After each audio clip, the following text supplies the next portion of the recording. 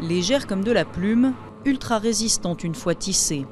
Cette laine d'alpage, Jacques la travaille depuis plus de 40 ans. Avec des machines parfois centenaires, il choisit, bat, carde et file ce qui deviendra ensuite rouleau de tissu, puis rideau, veste ou pantalon.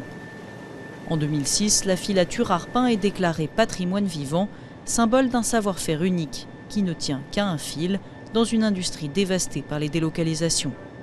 C'est vrai qu'on est quand même un des derniers des Mohicans. Hein. C'est encore un peu du savoir-faire qui nous reste encore un peu en France dans le textile. Pour assurer sa pérennité, l'entreprise doit former. Aucun apprenti n'a pour l'instant pris le relais de Jacques, mais à l'étage inférieur, Sarah, 24 ans, se fait sa place.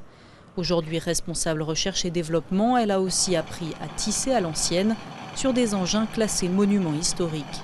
Travailler ici, c'est unique. On fait des nouvelles choses avec des métiers anciens et c'est ça le challenge aujourd'hui.